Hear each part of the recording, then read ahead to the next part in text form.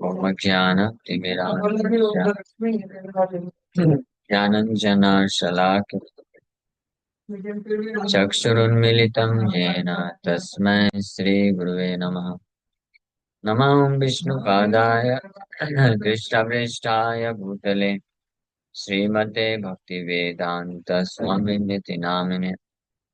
नमस्ते सारस्वते देवे गौरवाणी प्रचारिणे निर्विशेष शून्यवादी पाश्चात्य देश तारिणे नित्यानंद नमस्तुभ्यं प्रेमानंद प्रदायिने कलौ कल्मषनाशाय जानवापतये नमः। नमो महावदन्याय कृष्ण प्रेम प्रदायते कृष्णाय कृष्ण चैतन्य नामने गौरतुसे नमः। जय श्री कृष्ण चैतन्य प्रभु नित्यानंद श्री अद्वैत गदाधर शिवासादि गौर भक्त वृंद। हरे कृष्णा कृष्णा कृष्णा हरे हरे हरे राम राम राम हरे हरे। हरे कृष्णा। आप सभी भक्तों का हार्दिक स्वागत है आज के गौर कथा में। हम लोग चर्चा कर रहे हैं श्री चैतन्य चरितमृत आदि लीला चैप्टर 13 वर्स टेक्स्ट 33। तो नगरे नगरे भ्रमे कीर्तन करिया भसाइला त्रिभुवन प्रेम भक्ति दिया। महाप्रभु किशोर वयसे आरंभिला संकीर्तन रात्रि रात्र दिने प्रेमे नृत्य संगे भक्तगण। किशोर वयस, किशोर मतलब just before the youthful life, विवाह के जस्ट पहले का जो जीवन है किशोर जीवन में महाप्रभु संकीर्तन आरंभ कर दिए। रात्रि दिन अपने भक्तों को साथ में लेकर के प्रेम नृत्य और हरिनाम संकीर्तन करते थे और नगर नगर में भ्रमण करके कीर्तन का प्रचार किए और पूरे त्रिभुवन को प्रेम भक्ति में डुबा दिए। पूरे त्रिभुवन को मीन्स एंटायर यूनिवर्स। तो 26 संवत्सर आयुष्य नवदीप ग्रामे लाए जाइला सर्वलोके कृष्ण प्रेम नामे। तो 24 वर्षों तक नवदीप में महाप्रभु रहे और सबको हरे कृष्ण महामंत्र जप कीर्तन करने के लिए प्रेरित किए और इस प्रकार से कृष्ण कृष्ण प्रेम में मर्ज कर दिए सभी। 26 संवत्सर छिला करिया संन्यास भक्त गण लय कल नीला चले वास। और बाकी आखिरी के 24 वर्ष संन्यास लेकर के भक्तों के साथ जगन्नाथपुरी में रहे। उसमें से वो 24 वर्षों में से 6 वर्ष जो है महाप्रभु तार मध्य नीलाचले 6 वत्सर नृत्य गीत प्रेम भक्ति दान निरंतर। For 6 of these 24 years in Nilachal, he distributed love of Godhead by always chanting and dancing. ये 6 साल गमनागमन यानी भ्रमण करके प्रचार कार्य किया और कृष्ण भक्ति को पहुंचाए। सेतु बंध आर गौड़ व्यापी वृंदावन प्रेम नाम प्रचार या करीला भ्रमण। सेतु बंध तक नीचे दक्षिण भारत सेतु बंध तक जा करके और उधर बंगाल वृंदावन तक इन 6 वर्षों में पूरे ऑल ओवर इंडिया में महाप्रभु यात्रा करके नृत्य कीर्तन और कृष्ण प्रेम का वितरण किए। ए मध्य लीला नाम लीला मुख्य धाम शेष अष्टादश वर्ष अंत्य लीला नाम। इसको मध्य लीला बोला गया है। कौन सा? ये 6 वर्ष। तो 6 वर्ष जो महाप्रभु रहे नीलाचल में गमनागमन करते हुए, तो उसको मध्य लीला नाम दिया गया। शुरू के 24 वर्ष जब नवद्वीप में रहे गृहस्थ आश्रम में संन्यास लेने के पहले, वो आदि लीला कहलाया, जो हम लोग चर्चा कर रहे हैं आदि लीला का प्रसंग। फिर मध्य लीला प्रारंभ होता है संन्यास लेने के बाद और 6 वर्षों तक पूरे इंडिया में ट्रेवल करने का कार्य जो किए महाप्रभु और प्रचार किए वो मध्य लीला। और आखिरी के फिर 18 वर्ष, जब शेष अष्टादश वर्ष अंत्यलीला नाम। His activities during his remaining 18 years are called the Antya-Leela or the final portion of his pastimes। जो केवल जगन्नाथपुरी में रह करके महाप्रभु 18 वर्ष व्यतीत की, उसको अंत्यलीला कहा जाता है। तार मध्य 6 वत्सर भक्तगण संगे, प्रेम भक्ति लयाल नृत्य की तरंगे। तो ये 18 वर्षों में भी 6 वर्ष महाप्रभु निरंतर जगन्नाथपुरी में रहते हुए रेगुलरली कीर्तन, नित्य रूप से कीर्तन किए, अपने सभी भक्तों को कृष्ण प्रेम प्रदान करके और उनको प्रेरित किए नृत्य और गीत करने के लिए।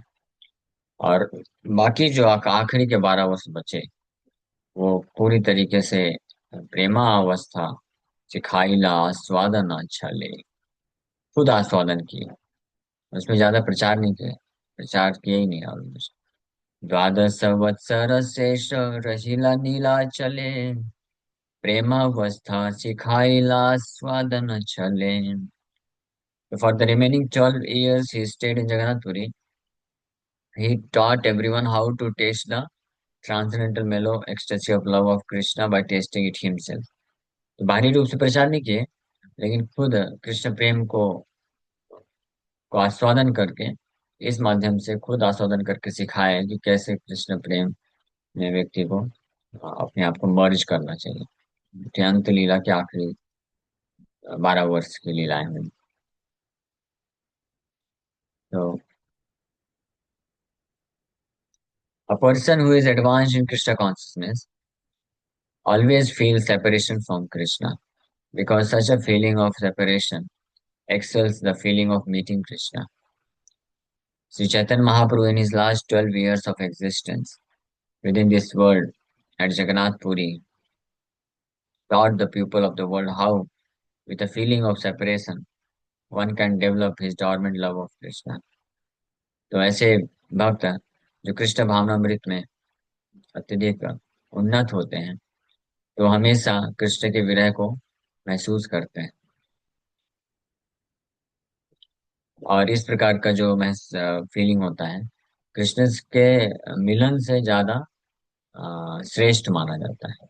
और श्री चैतन्य महाप्रभु इसी प्रकार के कृष्ण के विरह का जो भाव है, उसको सिखाने के लिए आखिरी के 12 वर्ष जगन्नाथपुरी में रहते हुए महाप्रभु ये लोगों को सिखाए कैसे कृष्ण के विरह में व्यक्ति अपने हृदय में उपस्थित कृष्ण के प्रति पूर्ण प्रेम को विकसित कर सकता है। Such feelings of separation or meeting with Krishna are different stages of love of Godhead। इस प्रकार के जो फीलिंग्स हैं, सेपरेशन विरह का जो भाव है, और या कृष्ण के मिलन का जो भाव है, ये अलग अलग कृष्ण प्रेम की अलग अलग अवस्थाओं को व्यक्त करता है। These feelings develop in time when a person seriously engages in devotional service। लेकिन ये जो भाव है, कृष्ण के प्रति विरह को महसूस करना, मिलन को महसूस करना, ये कोई आर्टिफिशियली नहीं कर सकता है, जबरदस्ती नहीं कर सकता है। ये ये अपने आप विकसित होता है उस भक्त के हृदय में, जो बड़े गंभीरता के साथ भगवान की दिव्य प्रेमा भक्ति में अपने आप को लगाता है। ना कि जो सहज बन करके जबरदस्ती आर्टिफिशियली नकल करते हुए, जैसे ये सब एग्जाम्पल है, महाप्रभु के एग्जाम्पल हैं, सट सट गोस्वामी के एग्जाम्पल हैं, अनेकों ऐसे भक्तों के उदाहरण हैं कि कैसे वो कृष्ण के विरह में रोते थे, किस प्रकार से दिनचर्या होती थी उनकी, रात को सो नहीं पाते थे और निरंतर कृष्ण नाम जप करते थे, आंख से अश्रुधारा बहती थी। तो ये जो भाव है, इसको कोई अगर नकल करते हुए प्रकट करेगा, तो ये उसी प्रकार से हो जाएगा जिस प्रकार से जो स्त्री गर्भवती नहीं है, लेकिन जोर जोर से रोती है, ये सोच करके कि रोने से उसको संतान की उत्पत्ति हो जाएगी। हाँ, जिसके गर्भ में शिशु होता है, तो कालांतर में जब 8 9 9 महीना हो जाता है, तो उसको प्रसव के टाइम पे बहुत पीड़ा होती है। तो पीड़ा होती है तो जोर से चिल्लाती है, तो फिर संतान की उत्पत्ति होती है। एक दूसरी स्त्री जिसको संतान प्राप्त करने की बड़ी इच्छा थी, लेकिन तो गर्भवती नहीं थी, तो वो भी ऐसे ही सोचती है कि अच्छा, इस प्रकार से जोर से चिल्लाने से संतान मिल जाएगा मुझे। तो वो भी जोर से चिल्लाना चालू हो जाती है। तो इससे क्या होगा? इससे कुछ नहीं होने वाला है। फालतू में उसका जो है मजाक ही उड़ेगा। जो लोग देखेंगे बोलेंगे, मजाक उड़ाएंगे, देखो कैसे नौटंकी कर रही है। हाँ, ये एग्जाम्पल कौन देता है पता है? श्रीला भक्ति सिद्धांत ज्योति ठाकुर प्रभुपाद एग्जाम्पल देते थे। आप लोग इसको गलत मत समझिएगा। कुछ भक्त लोग ये उदाहरण, ये कुछ एग्जाम्पल होते हैं, ये बहुत अच्छे तरीके से समझाने के लिए हमको मदद करते हैं। कुछ लोग गलत समझने लग जाते हैं। ऐसे एग्जाम्पल क्यों देते हैं प्रभु जी? अभी क्या करें? ऐसे एग्जाम्पल हैं तो देने, तुम समझने में तो अच्छे से आएगा ना, तो वो समझना चाहिए। हाँ, तो ये फैक्ट है। तो श्रीला भक्ति सिद्धांत ठाकुर प्रभुपाद इस बात को समझाने के लिए कि नकल करके भाव को प्रकट नहीं करना चाहिए, इसका कोई फायदा नहीं होगा, प्रोसेस को फॉलो करना चाहिए। हाँ, जैसे कोई प्रोपात जी भी एग्जाम्पल देते हैं कि अगर कोई स्त्री है, उसको संतान चाहिए, बच्चे चाहिए, तो उसको प्रोसेस फॉलो करना चाहिए। पहले विवाह होना चाहिए, विवाह के बाद पति का वो सेवा करेगी, फिर उसके बाद उसको कालांतर में 1 साल 2 साल में संतान प्राप्त हो सकता है। लेकिन अगर कोई सोचेगी कि नहीं, मुझे अभी विवाह, अभी मुझे संतान चाहिए, तो वो फिर क्या है, वो नहीं हो पाएगा। तो इसी प्रकार से भक्त मतलब भक्ति मार्ग में साधन भक्ति को बड़े धैर्य के साथ, अपने आप को सेवा भाव के साथ गुरु कृष्ण की सेवा में लगाते हैं और ये कार्य करते हैं। तो कालांतर में अपने आप जो शिष्य होता है, जैसे स्त्री गर्भवती हो जाती है तो कालांतर में फिर संतान उत्पत्ति करती है, तो ऐसे शिष्य का हृदय भी जो है गर्भवती बोल सकते हैं, जैसे इम्प्रेग्नेट हो जाता है कृष्ण प्रेम से, कृष्ण के प्रति प्रेम से इंजेक्ट कर दिया जाता है। ये सेवा के भाव से जो आध्यात्मिक गुरु की प्रामाणिक शिक्षाओं को अच्छे से पालन करते हुए, जो वैज्ञानिक शिक्षाएं हैं, अच्छे से स्ट्रिक्टली साधन करता है, और जो नियम, 4 नियम है, उनका पालन करता है, नाम अपराध से अपने आप को बचाता है, और इस प्रकार से अपने आप को कृष्ण की सेवा में निरंतर लगा देता है, तो वो जो है कृष्ण के प्रति विरह को महसूस कर सकता है। और हमारे जो आचार्य होते हैं वो इसी यही शिक्षा देते हैं। हमारे कोई भी आचार्य आप ले लीजिए, कोई भी आचार्य इस प्रकार का नकल वाला कार्य नहीं किए, सहेजिया प्रवृत्ति नहीं किए। वो अपने आप को कृष्ण की सेवा में लगाए।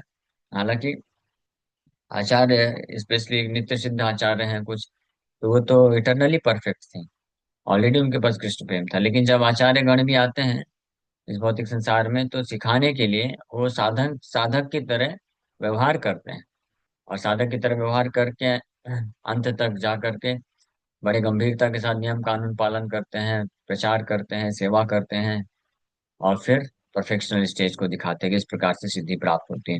जैसे प्रभुपाद जी बोले कि it took me 30 years to perfect my chanting, कि मुझे 30 वर्ष लगा अपने जप को परफेक्ट करने के लिए।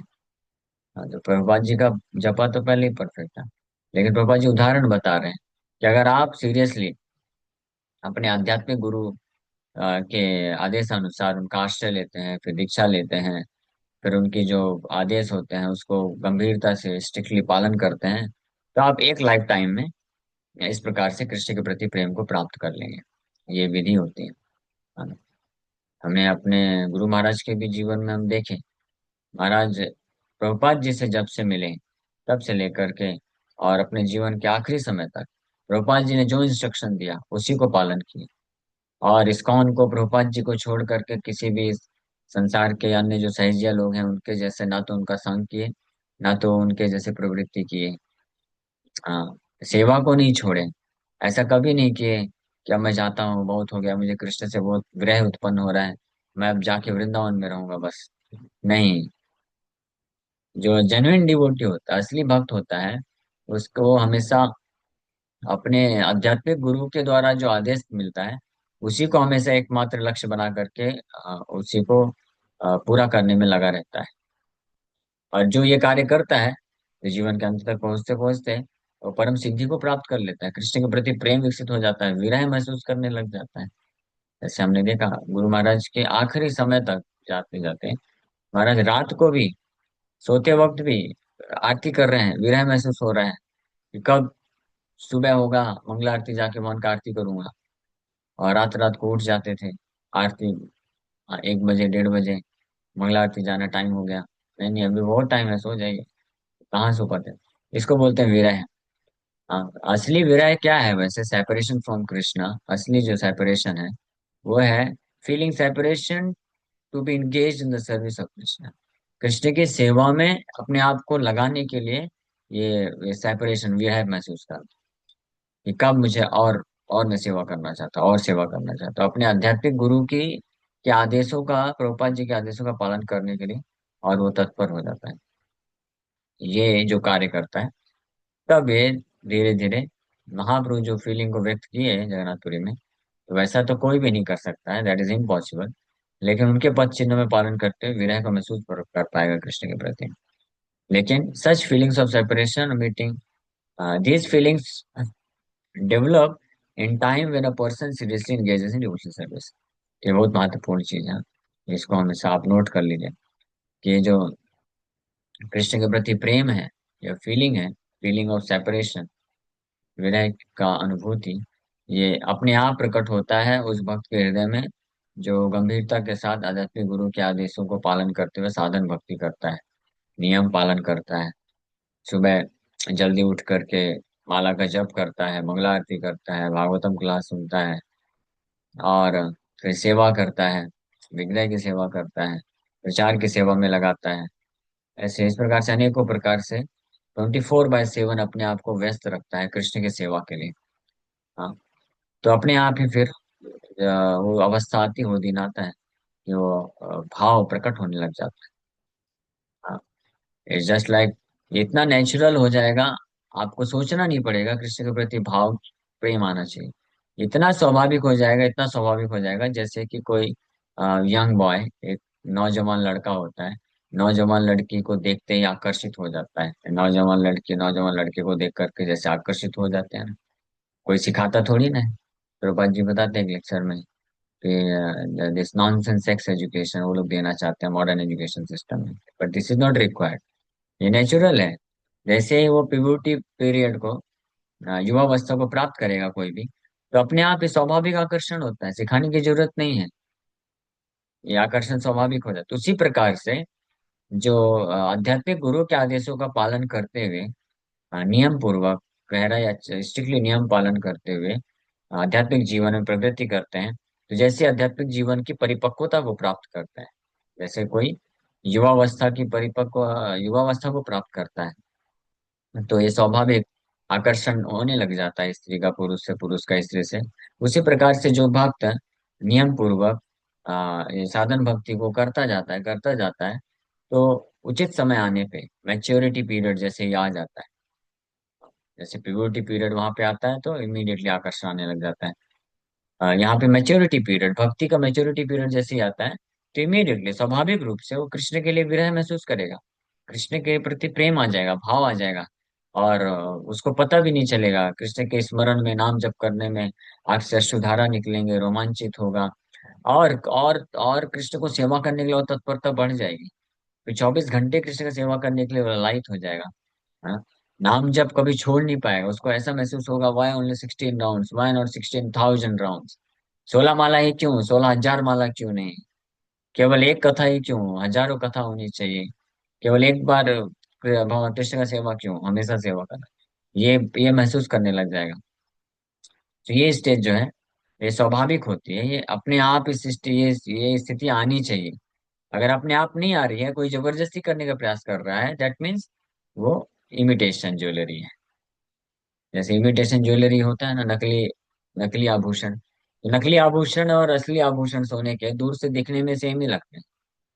हाँ, और जो एक्सपर्ट नहीं है तो पास से भी देखेगा तो पहचान नहीं पाएगा इतनी आसानी से।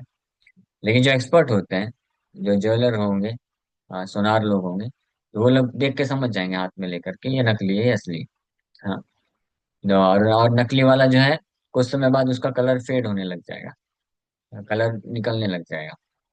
हाँ, तो उसी प्रकार से आध्यात्मिक जीवन में भी जो परम सिद्धि है, कृष्ण के प्रति प्रेम है, तो जो नकली रूप से प्राप्त करते हैं, तो वो ज्यादा दिन तक नहीं टिकता है, और साथ ही साथ में भौतिक आकर्षण भी बना रह जाता है। लेकिन असली प्रेम, जो वैज्ञानिक तरीके से जो साधन भक्ति को आध्यात्मिक गुरु के आदेशों को पालन करते हुए जो प्राप्त करता है, वो परमानेंट होता है, रियल होता है, और फिर भौतिक आसक्ति कोई नहीं रहती उसके हृदय में, पूर्ण रूप से वास्तविक कृष्ण के प्रति प्रेम आ जाता है। So the highest stage is called prema bhakti, और वो हाईएस्ट स्टेज है prema bhakti. But this stage is attained by executing sadhan bhakti. ये स्टेज साधन भक्ति करने के बाद प्राप्त होती है। One should not try to elevate himself artificially to the stage of prema bhakti without seriously following the regulatory principles of sadhan bhakti. Prabhupada ji स्पष्ट लिख रहे हैं, व्यक्ति को ये प्रयास नहीं करना चाहिए जबरदस्ती अपने आप को सहेजिया, इसको सहेजिया इसलिए बोला गया है, यानी बहुत चीप ले लेना। It is not so cheap, ये इतना सस्ता नहीं है। It takes many many life times, thousands of life times it may take, but we should be ready. Of course भक्ति मार्ग में जो एक बार आ गया है और अच्छे से स्ट्रिक्टली नियम पालन कर रहा है, तो उसको हजार जन्म नहीं लगेगा, वो with in one life time वो प्राप्त कर सकता है। लेकिन उनके लिए जो भक्ति मार्ग में नहीं आए हैं, वो फिर कर्म योग, ज्ञान योग, ध्यान योग प्रोसेस से जा रहे हैं, तो इस प्रेमा भक्ति के स्टेज में पहुंचने के लिए हजारों हजारों जन्म लग जाते हैं। और तब भी गारंटी नहीं है, अगर वो किसी वैष्णव का आश्रय नहीं ले तब भी नहीं मिल सकता। इन वैष्णव का आश्रय ले लिया है और वैष्णव को समर्पण करके, किसी शुद्ध वैष्णव को समर्पण करके उनके आदेशों को अगर कोई पालन करना चालू कर देता है, तो with in one life time, एक जीवन के अंदर ही वो ये प्रेमा भक्ति को प्राप्त कर सकता है। That is guaranteed.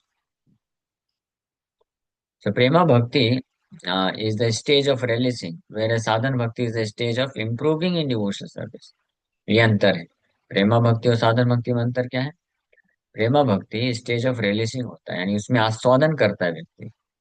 Is no more, no longer he has to force his mind. अब उसको मन को बहुत बल नहीं लगाना पड़ेगा उसको, कि नाम जप करो, सुबह जल्दी उठो, चार नियम पालन करो, भागवत कथा पढ़ो सुनो, कृष्ण का सेवा करो। नहीं नहीं, वो उसको ये कार्य करने में उसको आस्वादन होता है, वो रिलीज करता है। शुगर कैंडी जूस की तरह मीठा मीठा उसको लगता है, उससे भी ज्यादा। इसको आस्वादन बोलते हैं। नाम जब करेगा तो आस्वादन करता है।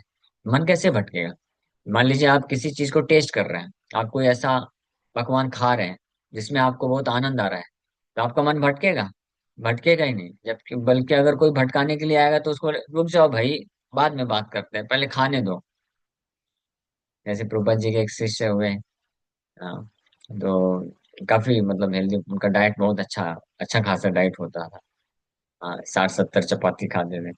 तो अपने रूम में गेट बंद करके लिख देते थे बाहर, please do not disturb me, I am in samadhi, प्रसाद लेते वक्त। हाँ, तो वैसे ही जब वो प्रेमा भक्ति के स्टेज को कोई प्राप्त करता है, तो इतना आस्वादन करता है वो, कि वो फिर डिस्टर्ब नहीं होना चाहता है। हाँ, लेकिन अभी हमारी स्थिति कैसे है कि अभी तो हम चाहते हैं कि डिस्टर्ब ना हो, सॉरी, हम चाहते हैं कि नाम में फोकस करें, लेकिन मन अपने आप भटकता है। कोई भटकाने, किसी को भटका आने की जरूरत नहीं है कि आके हमको भटकाए, खुद ही मन भागता रहता है। तो ये स्टेज जो है इम्प्रूवमेंट की स्टेज है। इसको इसलिए क्लियरिंग स्टेज बोलते हैं। तो ये साधन भक्ति करेगा जो दृढ़ता से, धीरे धीरे इस वास्तविक प्रेम भक्ति की स्टेज को प्राप्त कर सकता है। Shri Chaitanya Mahaprabhu taught this cult of devotional service in full detail by practical application in his own life. It is said, therefore, apani achari bhakti sikhai mu sabare. Sri Chaitanya Mahaprabhu is Krishna himself, and in the role of a Krishna Bhakta, devotee of Krishna. सो कृष्ण श्री चैतन्य महाप्रभु अपने खुद के example से सिखाए। हालांकि वो स्वयं कृष्ण है, लेकिन कृष्ण भक्त के रोल में शिक्षा दे रहे हैं। Instructed the entire world how one can execute service and thus go back home back to Godhead in due course of time।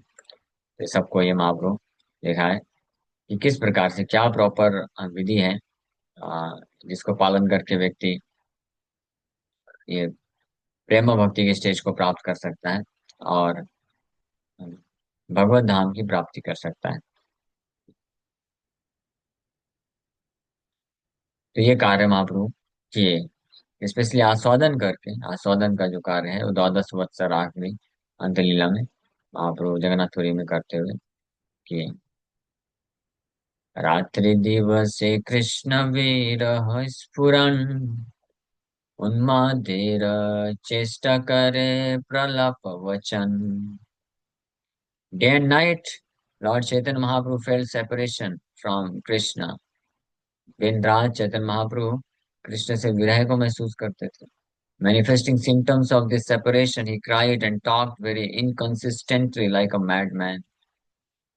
तो निरंतर ये इन लक्षणों को प्रकट करते हुए महाप्रभु जो है रोते थे और अजीबोगरीब बातें करते थे, जैसे पागल व्यक्ति की तरह।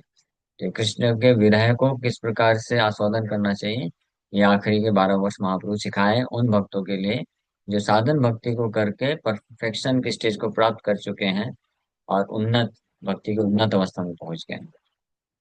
तो ये तरीका है। ओके, तो इस समय हो गया, विराम करेंगे। हरे कृष्णा। हरे कृष्णा प्रभु जी। प्रभु जी, हम देखते हैं कि जब भी प्रीचिंग करने जाते हैं तो ज्यादातर माता जी लोग या ये सहजिया भाव में रहते हैं हमेशा। तो उन्हें डायरेक्टली ऐसे बोलना कि फिलोसफी जानना इम्पोर्टेंट है पहले, तो वो सही रहता है क्या? क्योंकि वो समझते ही नहीं है। नहीं, हमने तो कृष्णा को ऐसे पाला है, हमेशा हमारे बेस्ट फ्रेंड जैसे हैं, एक्सेट्रा एक्सेट्रा। तो क्या ये कैसे हैंडल करना होता है? आपको बोलिए, आपकी सही बात है, कृष्ण आपका बेस्ट फ्रेंड है। अभी बेस्ट फ्रेंड जो बोल रहे हैं उसको भी तो सुनिए। नहीं नहीं, हम कृष्ण को बहुत प्रेम करते हैं। कृष्ण हमारे प्राण के नाथ हैं, प्राणनाथ हैं। कृष्ण हमको प्राणों से भी ज्यादा प्रिय हैं। तो वो आपके प्राणों से भी ज्यादा प्रिय कृष्ण बोल रहे हैं, कुछ सुनिए तो सही।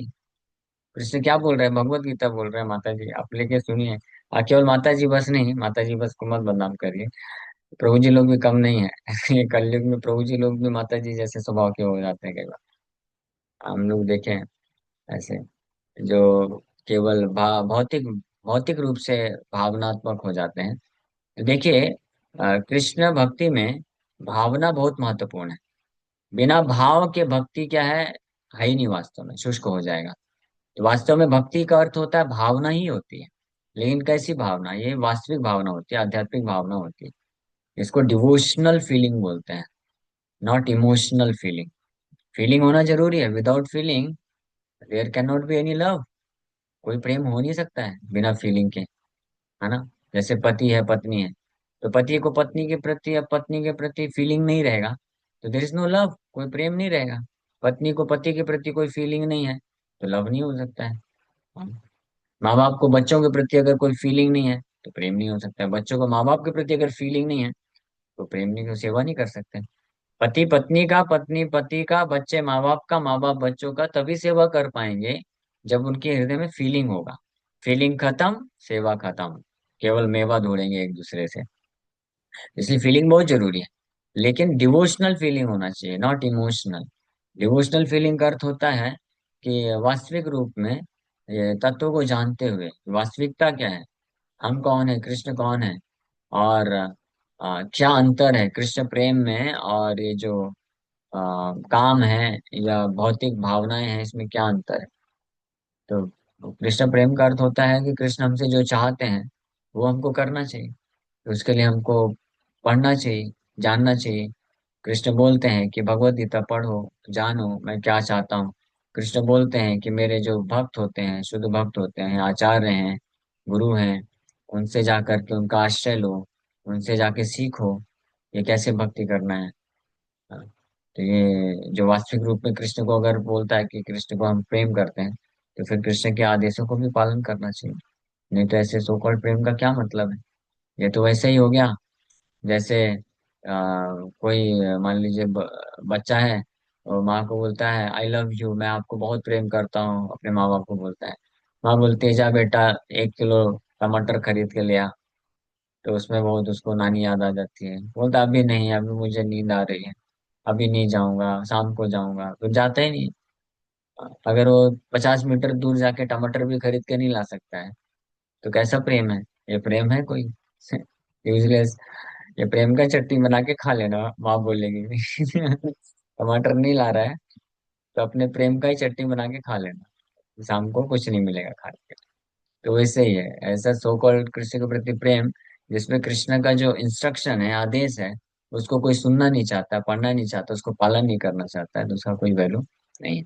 तो वास्तविक रूप में अगर जो कृष्ण के प्रति या तो प्रेम है किसी भक्त को, या कृष्ण के प्रति प्रेम, वास्तविक प्रेम को विकसित करना चाहता है, तो बड़े सावधानी से जो है भक्तों का आश्रय लेगा, आचार्यों का आश्रय लेगा, उनसे चीज सुनेगा, कृष्ण की कथा सुनेगा, और फिर उनके मार्गदर्शन में रह करके कृष्ण का कैसे भक्ति करना है, किस भाव में भक्ति करना है, ये सब जानेगा।